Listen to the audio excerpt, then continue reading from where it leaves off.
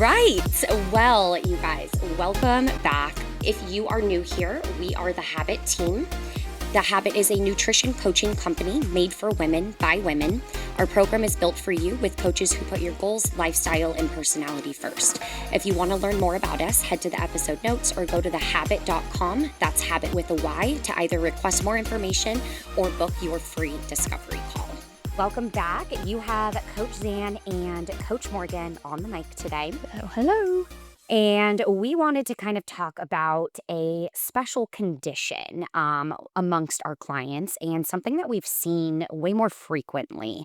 And so we thought it would be a great topic to chat about macros and perimenopause, and then how you adjust your macros, your nutrition, and everything to match what's going on with your body. So this episode is for you if you've ever felt like what used to work in your body in your 20s and 30s just doesn't work anymore. Maybe you're eating healthy, hitting the gym, yet the scale won't budge. Or worse, your body feels like it's fighting against you. So if you're in your 40s or even late 30s, chances are you're in perimenopause. And the deal is your hormones are shifting in a way that absolutely changes how your body responds to food. But there is good news. Tracking your macros can absolutely help you take control back. So let's first start. Morgan, why don't you fill us in on what is perimenopause? What's happening in this life stage? And what can women kind of basically expect if they haven't quite entered this stage? Yeah, so perimenopause is the transition phase before actual menopause, and it can last anywhere from 4 to 10 years. Everybody is different, though. That will be based on personal experience, of course. During this time, estrogen and progesterone begin to fluctuate, sometimes pretty wildly. And with those hormone changes comes some frustrating shifts. Your metabolism slows, muscle mass naturally declines, and your body can become more sensitive to carbs and insulin. Many women notice fat redistributing. So basically where, typically whenever we're younger, our fat is distributed in thighs, around the hips, the booty. Now it's going to be redistributed to the belly. So I've heard a lot of my clients that have said that, where they just feel like the belly fat is something that just kind of popped up on them. And they're like, what the heck is happening? And so that's a very, very common thing to happen. And it can sometimes even happen whenever your lifestyle really hasn't changed. Like your nutrition is fairly the same, you exercise the same as like you always have, but that is a big change that happens during this time period. So that's kind of what a lot of women are looking at. And I feel like that's one of the biggest issues during perimenopause that I hear about. Absolutely. And it's weird. We at the Habit, we've gotten a huge influx of women kind of entering that perimenopausal stage. And, they come to us, wanting to bang their heads against the wall because they're like, I don't understand. I've been so regimented and disciplined essentially my whole life. I'm doing the same things. What the heck is going on? Why all of a sudden am I gaining belly fat? And again, doing all the things that I used to do to bring me to success. And so this is just a reminder that as your body changes, you unfortunately do have to adapt, your lifestyle habits and your nutrition. But we're hoping this episode gives you the empowerment to know that you can, in fact, take control back of your body. It's just a matter of being open to making some of these changes, which is arguably the hardest part, right? We're stubborn. Yeah. We don't want to make changes. But Yes. that is also why Gotta do it. I know. And having a coach by your side to not only give you the knowledge, because once you have the knowledge, you'll understand, okay, this is something I have to do. You're going to be more prone and more motivated to do so. And then, of course, we'll be there to help keep you accountable throughout the changes. Yes. Trust me, I get it. I'm a creature of habit and I don't like change.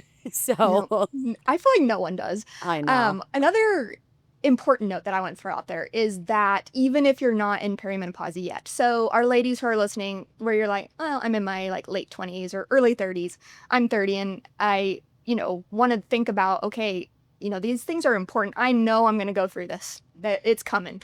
No matter how far away it is, it's coming for you. So these lifestyle factors like still matter a lot.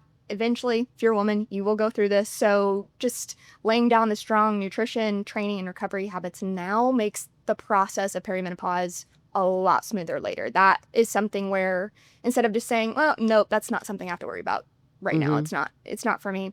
It will be. And it matters a lot what you do now to set yourself up for a lot smoother transition later on. Absolutely. That's such a good point. And, for our younger demographic, I mean, you probably will still experience different changes as well. Maybe not Hmm. necessarily in correlation to perimenopause, but I know when I entered my 30s, my body has definitely changed. Yep. And, I can't, let's say, drink like I used to. The hangovers Oh my last gosh. like Yeah. a week now. Yep. But also, quality of sleep starts to drop a little bit. That Drop. just comes Yes. while you age. And I know that I've developed like random sensitivities and things that I would never have thought of. And so Hmm. maybe you may not have to pivot for perimenopause, but you might be pivoting for other things. And so, like Morgan said, once you have this information, you're going to be way more equipped for an easier segue into all of Hmm. our different life stages.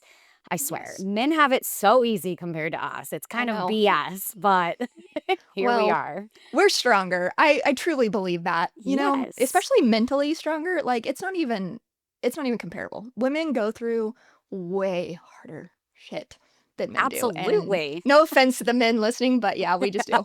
It's our lives are much, much harder. So Oh, having a period and giving birth is I feel like one of the hardest things ever. And I haven't even gone through the birth part, but yeah, I yeah, mean, women go through absolutely. much harder things. So And kind of off topic, but it kind of goes back to, when men say, we're pregnant. We're like, no, you're not freaking pregnant. no. Yeah. Me. I. Yeah, exactly. Ugh. Okay, so now let's tie this back to macros and why they matter even more when you're entering this life stage. And so we're going to break it down, going through the importance of each macro and kind of the shifts that you need to implement. So to start, protein. I mean, no matter what, protein's always the goat of all of Absolutely. us, no matter what age you're in. But let's say right now, you're in your young 30s and you're not eating an adequate amount of protein. Well, once you enter perimenopause, protein becomes even more important. So now you're having to work even harder to increase. And Mhm. so that's what, going back to what Morgan said, if you prep now, it is going to be so much easier to segue into this. But Mhm. basically, muscle is naturally declining. And if you don't actively protect it, you're going to lose not just strength, but your metabolic power. So, high Mhm. protein not only helps preserve lean mass, but it keeps your metabolism running and even supports your bone health, which unfortunately also Mhm. deteriorates with age. But most women, like I just mentioned, aren't eating enough protein. So aiming for 25 to 35 grams per meal can make a huge difference. Or, the other rule of thumb is zero point 0.8 to 1 gram per body weight. Now, of course, there's caveats in terms of that, but we're not going to dive into that today. But you Mhm. want to, again, just make sure you're getting in the habit of eating high protein now. It's kind of like a return in your investment. You're investing in your body now, and then when you enter perimenopause and even menopause, you are going to reap the benefits of it because you've been able to preserve that lean muscle that you've built in your younger ages. Yes. So, Yes. going into carbs, what's the importance of those for all of these hormonal shifts in perimenopause? Yes. So carbs, because estrogen is declining, your body isn't as carb friendly as before. That doesn't mean you need to cut out carbs entirely ever. Please don't do that. That sounds miserable. Yes. But it does mean choosing them wisely. So thinking about fiber-rich carbs like berries, beans, quinoa, oats, and pairing them with a protein. You'll notice steadier energy and fewer crashes. And this is another thing that's so important no matter your age or stage of the game with nutrition. It's so great to practice this anyways, but it becomes even more important because your hormones are declining so rapidly during this transition phase. So it's just that much more emphasis needs to be put on it. Absolutely. And like Morgan said, this is not giving you an excuse to cut out all carbs. Carbs Yeah, don't still do that. are super essential to your health and longevity. But what we Mhm. have noticed with some of our clients, I have a woman that's in perimenopause, and we did kind of manipulate her carbs to find her sweet spot. Now, Mm, are they lower than when she was tracking, in a younger age? Yes, they are, but it's still at an adequate amount. And that's due to, the insulin resistance that we can basically adopt as we age. And mhm, so lowering it can have its benefits. But again, I mean, she's nowhere near like under 100. I want to say she moved from like 190 grams of carbs down to maybe like 140, I think we have her at. But then her protein is also, actually, her protein is higher. Her protein is at like mm, 160. And so that's kind of the breakdown that we found that, really helped her. And going into this same client, actually, it's really funny because it's like a perfect depiction as to why protein is so, so important. So when we started working together, she was averaging like maybe 110 grams of protein a day. mm, She was still in a good caloric amount, though. So she should have been losing weight and she wasn't.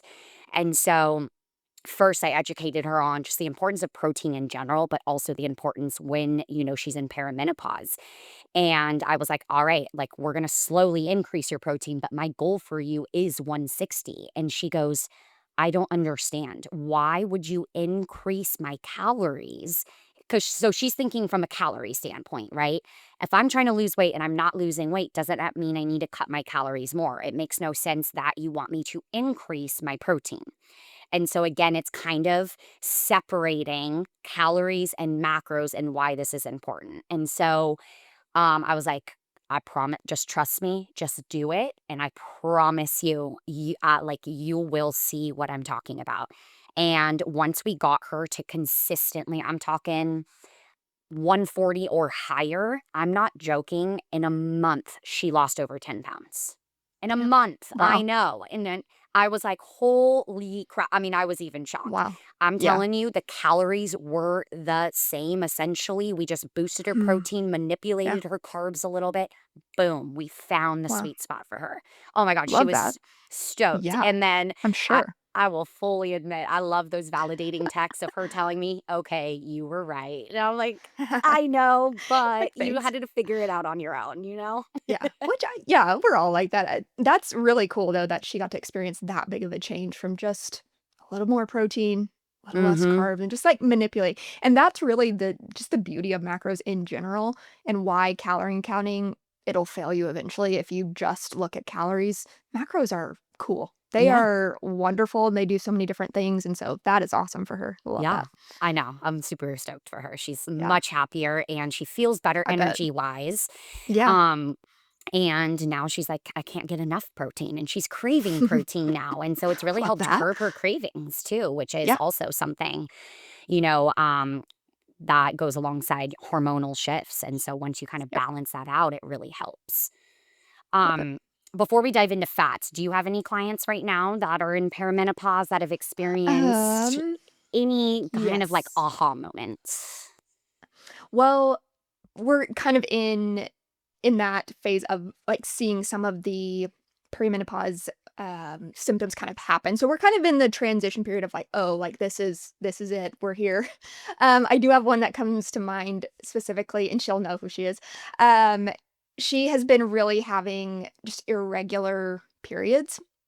And so, just like within the last month, I think that we've noticed like, okay, like what's going on there? Because on each client's tracker that we look at, we have them track their menstruation. Really important to know just in general, but especially during this time. But we started to notice just some irregularities there. And just I think she mentioned, like, her sleep was off, maybe some, like, mood stuff, things like that, and I'm like, "Okay, so sleep, mood, irregular period." I was like and then I went and I did look at her age specifically because I was like, "Okay, well, how what are we looking at as far as age goes?" And she's, I believe kind of like mid to late 40s. And so I was like, okay, this is probably what it is. And I mentioned it to her and she's like, no, you had to mention perimenopause. And I'm like, I'm so sorry, but that is probably what we're looking at here. And so we've kind of made that transition of really focusing on protein. And I actually just looked at her tracker today and her protein is set, I think at like 135. She's been the last 2 or 3 weeks, she's been over that because she's like, I know I need that extra protein. And I think it's helping a ton just with overall how she feels her cravings are better. So she's kind of in that process of just discovery of like what it's like in perimenopause Yes. and also kind of getting on the other side of it where it's not so debilitating, but there are ways to make it not so miserable and actually still see some great success. So I'm Mhm. excited for her. Yeah, absolutely. And on that note, if you feel like you might be entering that life stage, different symptoms are popping up, things that you have not really, experienced before, get your blood work done. Your blood work will tell you, Mhm. there's Yeah. ranges that your doctors look at to show, okay, if your estrogen and progesterone are at a certain level, and if it's in that range, it's going to tell you if you're in perimenopause or even full Yeah. blown menopause. And so, Mhm. it's always like we always preach, get your blood work done. I mean, I would argue like twice a year. I do it twice a year, Yeah. but especially when you're entering this life stage, just so that you can be fully equipped and then you know when to start adopting or adapting your food intake so that it makes it as seamless as possible. Yep. So, Yep. For sure.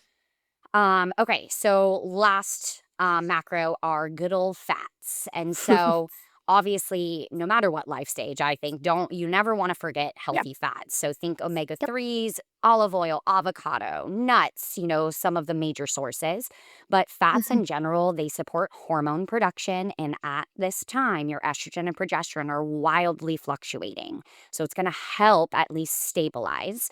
And then it's going to reduce any inflammation that you might be experiencing, and it can really help with hot flashes, brain fog, all of those other symptoms that you might be, Mhm. experiencing. And so, again, all three macros can be adjusted for this time to help basically alleviate some of those symptoms and for you to be able to continue seeing progress. The biggest thing Yes. here, yes, you can gain some belly fat, but a lot of it is bloating and inflammation. And Mhm. I did try to explain to my client, 10 pounds in a month, it wasn't all just fat loss. Right. It Right. was kind of flushing out some of that inflammation that was going on. But needless to say, I mean, it's still really exciting to see the number on the Yeah. scale go Oh, down, your for sure. measurements go down when you had been Mhm. when she was stuck there for like months.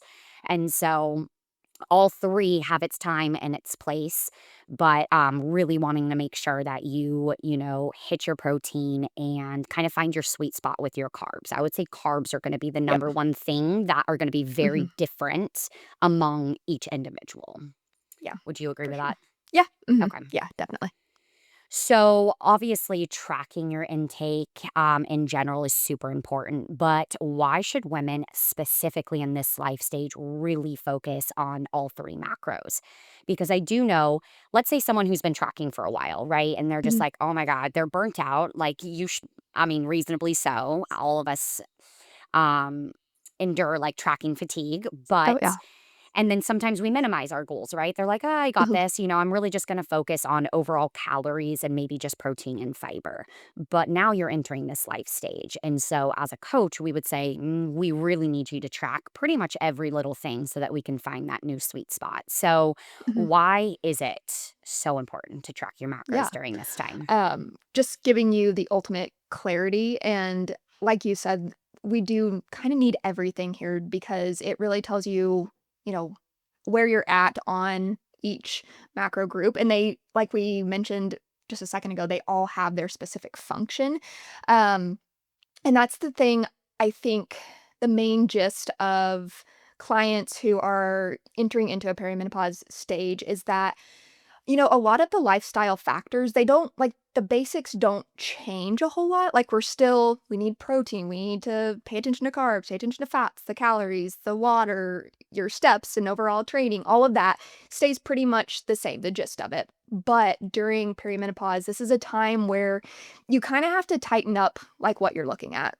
Because of the changes that are happening. And again, what we mentioned earlier of these small just tweaks with like your client, the carbs coming down a little bit made all the difference for her. Her Mhm. protein going up made all the difference for her. And so it does eventually come to like, this is just these small things that we just kind of have to get really good at. You got to be a little bit more on your stuff, be a little bit more on point to see the changes happen. And there's not like a magic thing that you don't know about, a secret that is out there that everybody's, searching for. It's really not that. It's just being a little bit more specific Mhm. on, what you're doing. And I think it's really common. A lot of women think they need to, diet way harder, cut Mhm. calories like crazy, but really under eating is only going to slow your metabolism further, raise your cortisol, leading to more belly fat. So that can really backfire on you.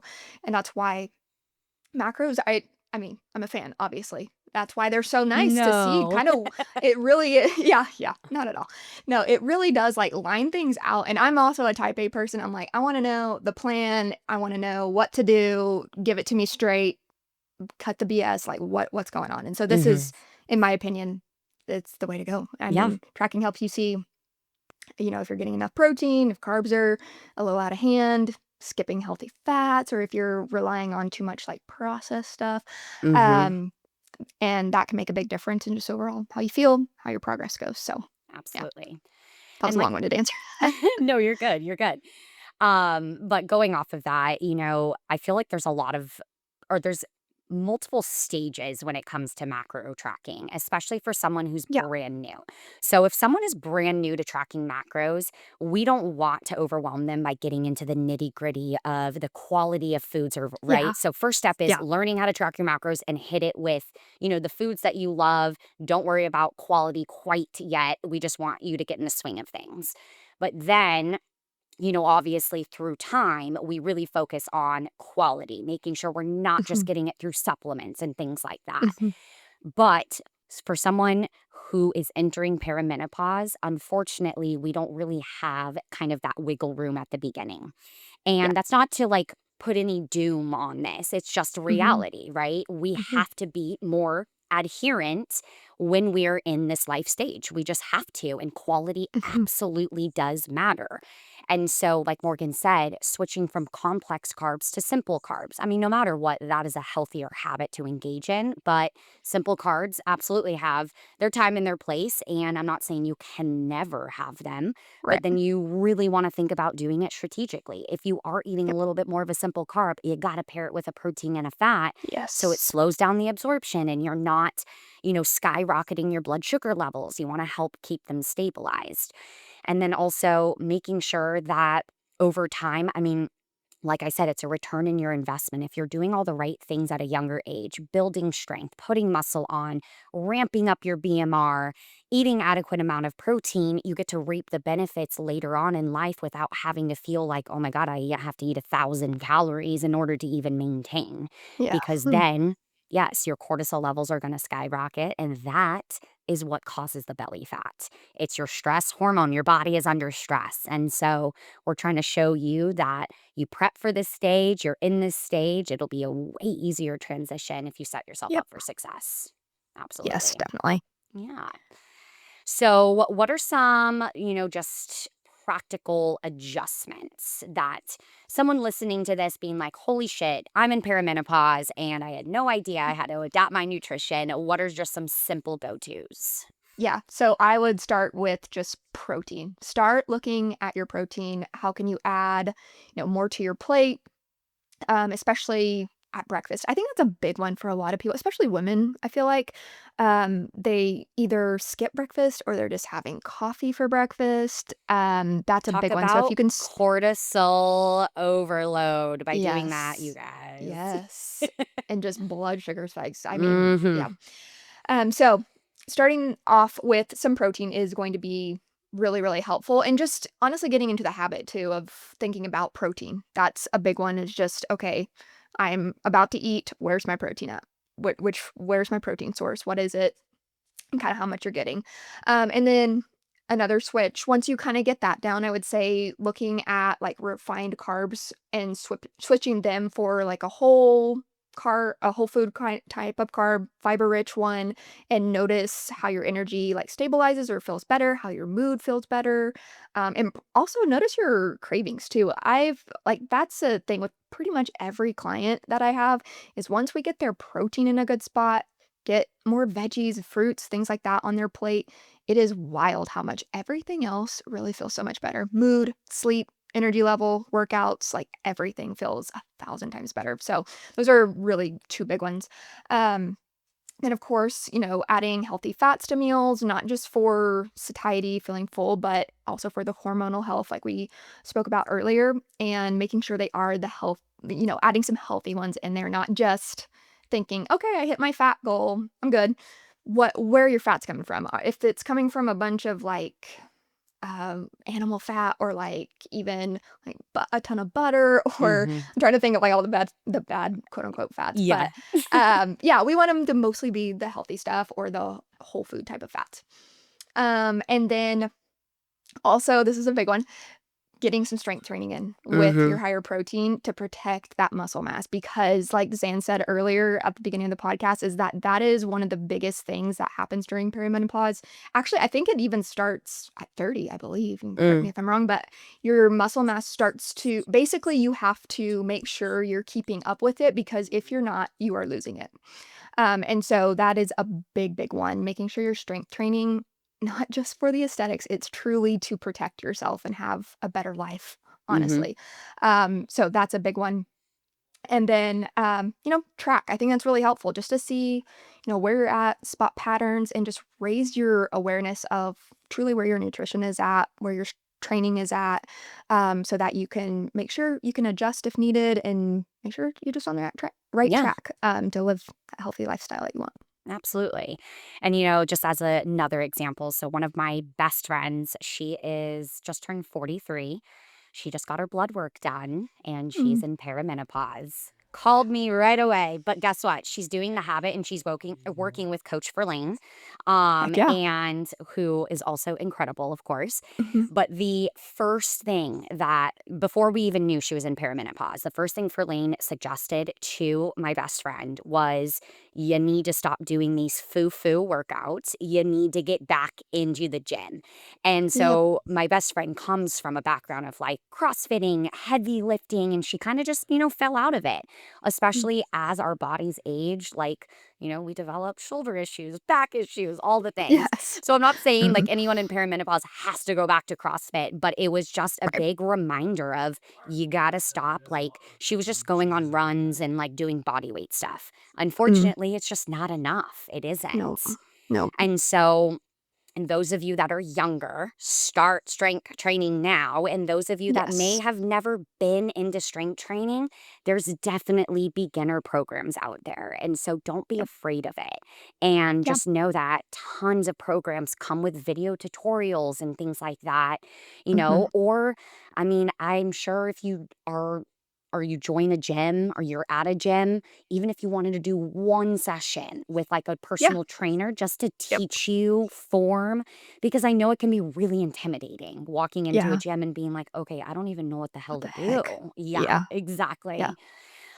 If not though, we have a strength program you can do at home if you are not comfortable going to the gym and all you need are dumbbells. And so it's Yes. just a great starting point to gain that confidence of getting Mhm. into, the strength training.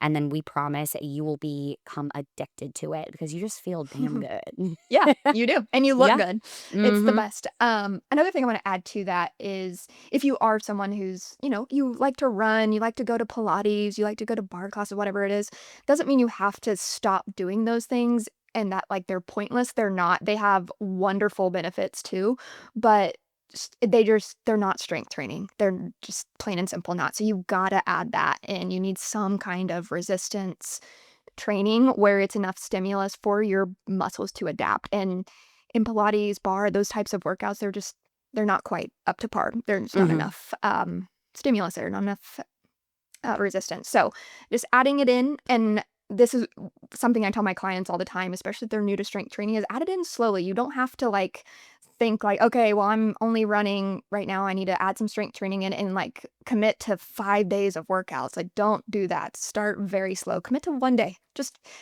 commit to going to the gym and or like signing up for a gym membership or something and walking around, seeing like what it's like. Get on the treadmill and kind of get an idea of like what the gym looks like or whatever. Talk to a trainer there and kind of see what your options are and just start that gradual process of getting Mhm. into a strength training program because like Zan said, once you get into it, it is amazing. It truly Mhm. is it's so empowering to be I able was just to gonna say strength that. train, yeah, and lift Mhm. heavy things, and especially when you get to a point where, you're lifting a lot of weight. Like for me, it's obviously lower body stuff where I'm lifting more than like the amount that I weigh. Like it feels so good to be able to Mhm. do that. You're like, yep, I'm a badass. This is great. I'm freaking strong.